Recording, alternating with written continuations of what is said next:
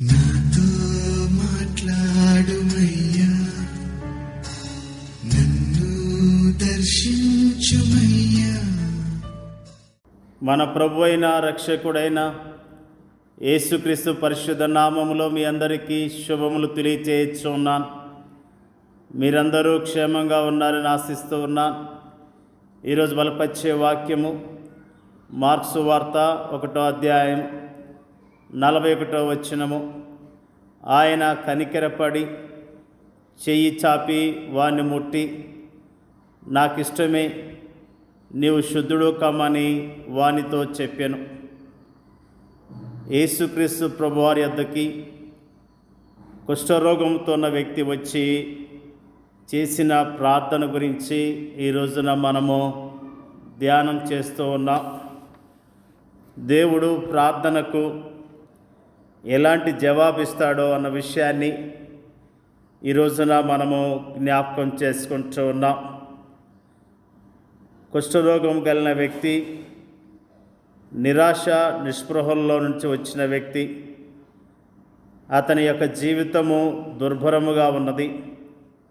శారీరక ఆరోగ్యం లేక మానసికంగా కృంగిన స్థితి, మరి సామాజికముగా వెలివేయబడిన స్థితి, అలాంటి భయంకరమైన స్థితిలో ఉన్న ఒక వ్యక్తి యేసు ప్రభువారి యొద్దకు వచ్చి ఆయన ఎదుట మోకాళ్ళుని, నీకిష్టమైతే నన్ను శుద్ధినిగా చేయగలవని ఆయనతో చెప్పి ఆయనను వేడుకొనగా అతని యొక్క పరిస్థితిని మనం జ్ఞాపకం చేసుకుంటూ ఉన్నాం.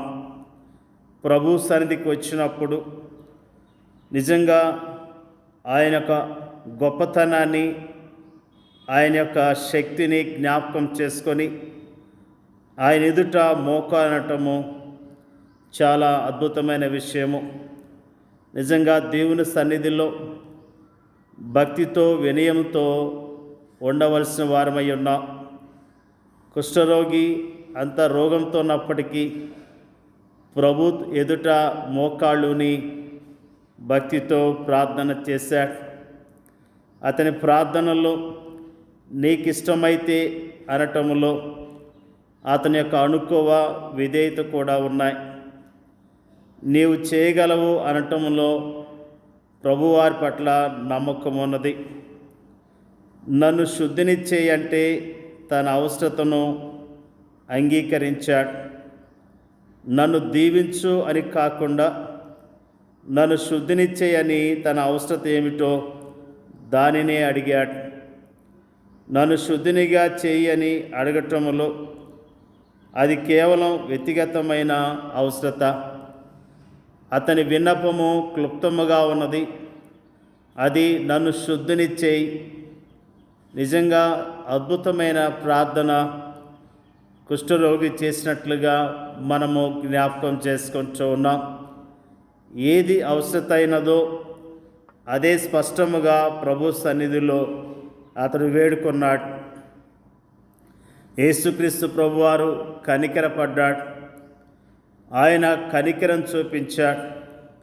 ఆయన కరుణా సంపన్నుడని దేవుని యొక్క వాక్యము తెలియజేస్తున్నది. తన యొద్దకొచ్చు వారికి కృపచూపుట్లో ఆయన ఐశ్వర్యవంతుడైన దేవుడు. ఆయన వద్దకు వచ్చు వారిని ఆయన ఏమాత్రము త్రోసివేసే దేవుడు కాదు. ఆయన దీన స్థితిలో వచ్చి ప్రభు ఎదుట మోకాళ్ళుని ప్రార్థన చేసినప్పుడు ప్రభు కనికరపడి అతని పట్ల ప్రేమను చూపించినట్లుగా మనము జ్ఞాపకం చేసుకుంటూ ఉన్నాం. యేసుక్రీస్తు ప్రభువారు మరి ఆయన చేయి చాపి అతన్ని ముట్టి స్వస్థపరిచినట్లుగా దేవుని యొక్క వాక్యము తెలియజేస్తున్నది. యేసుక్రీస్తు ప్రభువారు చేయి చాపి అతన్ని ముట్టుకున్నాడు.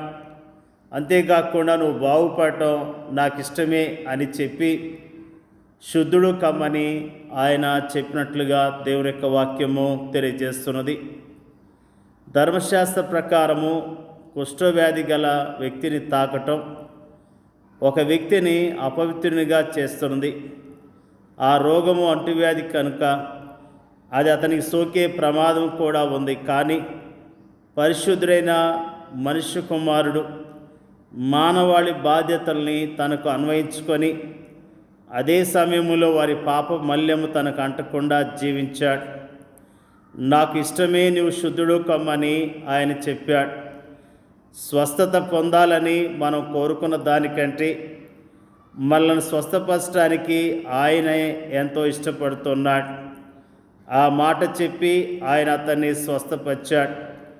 తక్షణమే ఆ కుష్ఠవాని చర్మము మృదువుగా శుభ్రముగా అయ్యింది. అతడు ముందు యాజకుని దగ్గరికి వెళ్ళి ధర్మశాస్త్ర నియమాన్ని నెరవేర్చే వరకు ఈ అద్భుత కార్యాన్ని ప్రకటించవద్దు అని యేసుక్రీస్తు ప్రభువారు కుష్ఠరోగితో చెప్పాడు. ఇది ఆ వ్యక్తి విధేయతకు మొదటి పరీక్ష. అతనితో ప్రభు చెప్పినట్లు అతడు చేశాడా, చేయలేదు. అతడు తనకు జరిగిన దాన్ని అందరికీ ప్రచారం చేశాడు. దాని ఫలితముగా అతడు ప్రభు పనికి ఆటంకం కలిగించాడు. అలాగే అది యాజకుని విచక్షణకు కూడా ఒక పరీక్ష. ఎంతో కాలంగా తామంతా ఎదురు చూస్తున్న మెస్సయ్య వచ్చి ఈ అద్భుతమైన స్వస్థత కార్యాలు చేస్తున్నాడా అని ఆ యాజకుడు ఆలోచించాడా? అతడు కూడా మిగిలిన ఇజ్రాయెల్ జాతి లాగానే ఉంటే అతడు ఆ విషయాన్ని గ్రహించలేడు. యేసు ప్రభువారు గొప్ప అద్భుతాన్ని కుష్ఠరోగి యొక్క జీవితంలో జరిగించాడు. నిజముగా మనము నిరాశతో, నిస్పృహతో, సమస్యలతో, కష్టాలతో ఉన్నప్పుడు ప్రభు సన్నిధికి వెళ్ళి మోకరించి మన కష్టాన్ని స్పష్టంగా తెలియచేయటం ద్వారా ప్రభు కనికరపడి మన స్థితిని జ్ఞాపకం చేసుకొని బాగు చేయటానికి ఆయన సిద్ధంగా ఉన్నాడు. ఆయన మనల్ని ప్రేమిస్తూ ఉన్నాడు. మన పట్ల ఆయన కనికరం చూపిస్తూ ఉన్నాడు.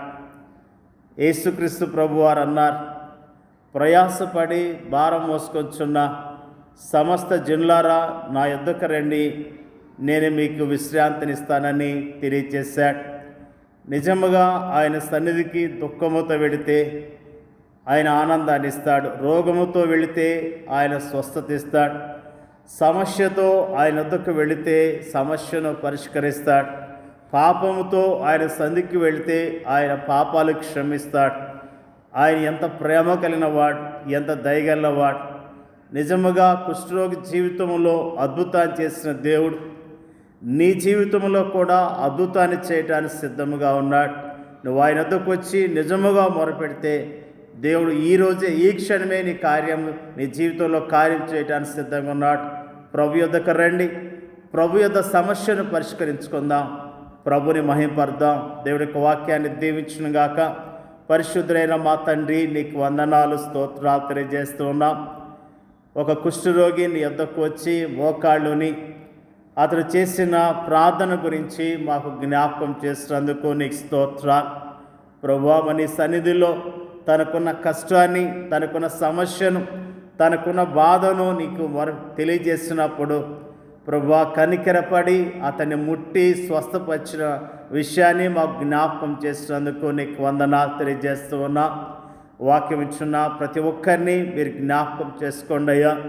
వారికి ఉన్న సమస్యల్లో, వారికి ఉన్న ఇబ్బందుల్లో నీ వద్దకు వచ్చి నీ సన్నిధిలో మొరపెట్టి నీ నామములో గొప్ప అద్భుతాలు, ఆశ్చర్యకార్యాలు చూడటానికి సహాయం చేయమని అడుగుచున్నాం తండ్రి. నీకు వందనాలు తెలియజేస్తూ ఉన్నాం.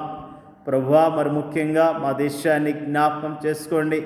మా దేశంలో ప్రభువా అనారోగ్యంతో బాధపడుతున్న అయా, భయంకర రోగాలతో బాధపడుతున్న బిడ్డలను మీరు జ్ఞాపకం చేసుకోండి అయ్యా. ఎయిడ్స్ రోగంతో, క్యాన్సర్ రోగంతో, ఇంకా రకరకాల రోగాలతో బాధపడుతున్న బిడ్డలు మీరు కనికరించండి. వారిని ఎద్దుకు రావటానికి, నీ యందు విశ్వాసం ఉంచడానికి, నీ నామములో రక్షణ పొందటానికి, స్వస్థత పొందుకోవటానికి మీరే సహాయం చేయండి అయ్యా. ప్రార్థన చేయించున్నాం. మా దేశంలో ప్రభువా నీ సువార్త పరిచయం చేస్తున్న సేవకులను జ్ఞాపకం చేసుకోండి. వారి కుటుంబాలను దీవించండి. వారికి ఉన్న అవసరాలు మీరు తీర్చండి అయ్యా. నీకు స్తోత్రాలు. అరణ్య ప్రాంతాల్లో, మారుమూల ప్రాంతాల్లో అయ్యా, మరి అనేక ప్రాంతాల్లో ఆయా ప్రాంతాల్లో పరిచయం చేస్తున్న నీ సేవకులందరినీ బలపరచండి, ధైర్యపరచండి. నీ పరిచయంలో బలంగా వాడుకోండి అయ్యా. నీకు స్తోత్రాలు. మా దేశాన్ని, మా దేశ ప్రజలు రక్షించి కాపాడమని యేసుక్రీస్తు నామంలో అడుగుచున్నాం తండ్రి. ఆమేన్.